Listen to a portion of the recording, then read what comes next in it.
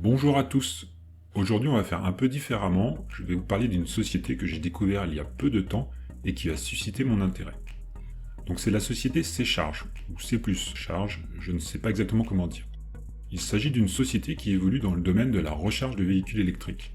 Alors, on trouve déjà pas mal de sociétés qui cherchent à se développer dans ce domaine, mais une des particularités de C-Charge est qu'elle va se servir de la blockchain pour certaines de ses applications. Donc on a ici une société qui va chercher à proposer une solution bien réelle, avec certains avantages de la blockchain. Alors, est-ce que cette société mérite vraiment une attention particulière? Je vous propose une première approche et ce sera à vous de vous faire votre propre idée. Mais avant de commencer, je voudrais vous rappeler que je ne suis pas conseiller financier. Je suis juste un gars qui parle de ses placements. Donc avant tout investissement, faites vos propres recherches et surtout n'investissez que de l'argent que vous pouvez vous permettre de perdre. Ceci étant dit, commençons la vidéo. Alors, C-Charge, qu'est-ce que c'est? Je ne vais pas vous décrire en détail tout le projet, il y aurait beaucoup à dire. Je vais juste vous proposer les grandes lignes et vous verrez, si vous souhaitez en apprendre plus, il y a beaucoup d'infos sur le site, dont j'ai mis le lien en description et je vous encourage à lire le white paper qui décrit plus en profondeur le projet. Attention, il est en anglais mais il y a pas mal d'infos intéressantes et des graphiques explicatifs. Donc pour décrire la société, j'ai retenu 4 points. Tout d'abord, pour rester sur quelque chose de simple, C-Charge a pour ambition de développer un réseau de bornes de recharge à l'échelle internationale. Un réseau avec d'une part ses propres bornes, mais aussi un réseau avec des partenaires qui ont déjà leur propre réseau existant. Ils ont d'ailleurs déjà signé des partenariats avec un réseau turc et un réseau brésilien, ce qui représente déjà plusieurs milliers de bornes. Pour ceux qui se poseraient la question, le marché n'est pas saturé et la concurrence laisse aisément une place pour un nouvel acteur.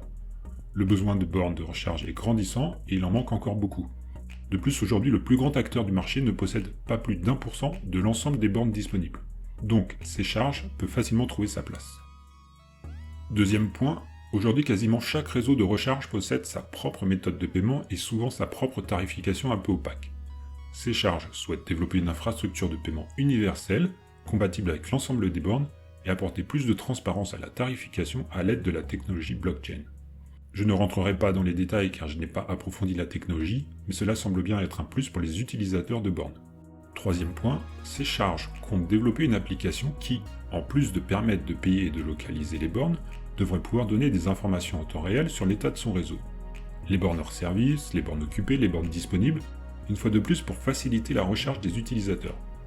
Ce troisième point n'est pas pour moi un critère de rupture car je pense que d'autres acteurs proposent ce service. Quatrième point, et c'est là que C-Charge va se démarquer, c'est qu'ils vont récompenser les utilisateurs, mais aussi les investisseurs, avec des crédits carbone. Mais les crédits carbone, qu'est-ce que c'est? Pour faire simple, c'est un droit à polluer. Les entreprises qui vont proposer un projet vert, comme par exemple de la reforestation ou dans notre cas, la mobilité électrique, vont se voir attribuer des crédits carbone. Et à l'opposé, les entreprises polluantes, comme des compagnies aériennes ou la métallurgie, vont devoir payer des taxes pour polluer. Donc d'un côté, on a des entreprises qui ont le droit à polluer qui ne l'utilisent pas, et de l'autre, des entreprises qui polluent et qui vont être taxées pour ça. Donc si vous me suivez bien, vous voyez peut-être où je veux en venir. Un échange va pouvoir se mettre en place, et c'est le cas puisqu'il existe un marché du crédit carbone qui aujourd'hui est estimé à plusieurs dizaines, voire centaines de milliards de dollars. Pour donner un exemple, l'entreprise Tesla a généré en 2022 plus de 600 millions de dollars en revendant ses crédits carbone. Donc en général, tous les réseaux de bornes de recharge électrique bénéficient de crédits carbone, mais les revendent pour augmenter leurs profits. C-Charge va partager ces crédits carbone et les distribuer sous forme de tokens. Honnêtement, je pense qu'ils vont en garder une bonne partie, mais dans la théorie, l'idée est plutôt plaisante et innovante. Bien évidemment, il sera possible de revendre ces tokens. Les utilisateurs sont donc récompensés pour utiliser le réseau C-Charge. Donc ça, c'est le projet. Je dis bien le projet, car pour le moment, la société est dans sa phase de pré-lancement. Elle a déjà fini la phase de financement par des investisseurs privés, et au moment où je tourne cette vidéo, elle est toujours dans la phase de financement par des investisseurs publics comme vous et moi. Je ne suis pas là pour vous conseiller d'investir, mais sachez que dans cette phase de pré-lancement, vous bénéficiez d'un prix d'acquisition avantageux. Plus vous investissez tôt, plus l'avantage est grand. Les investisseurs privés, par exemple, ont pu acheter les tokens à 0,8 centimes. Aujourd'hui, nous sommes à 1,3 centimes, et lorsque la phase de financement sera terminée, le prix du token sera de 2,35 centimes. Donc si vous ne concevez pas le projet sur du long terme, mais simplement sur un aspect spéculatif, il y a quand même un potentiel de presque 100%. Personnellement, j'ai investi une petite somme. Et dès le listing, je revendrai une partie de mon investissement pour récupérer ma mise de départ et garderai le reste plus sereinement pour le projet, avec une espérance de gain futur et pour gagner des crédits carbone. Vous m'avez peut-être entendu parler de token. Eh bien oui, la société a décidé de faire son financement via la blockchain. Donc les investisseurs doivent passer par la blockchain pour participer. Il faut donc avoir certaines connaissances et connaître un peu l'utilisation de la finance décentralisée, car pour le moment tout se passe sur la BNB Smart Chain.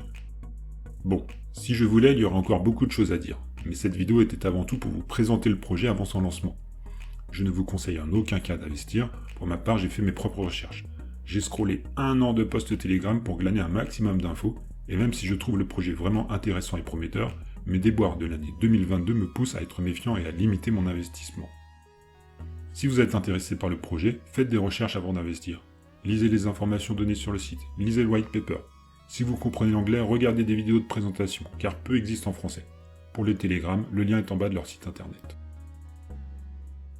Voilà, j'espère que cette vidéo vous a plu. Si c'est le cas, n'hésitez pas à vous abonner et à liker la vidéo. Quant à nous, on se retrouve dans une prochaine vidéo. À bientôt!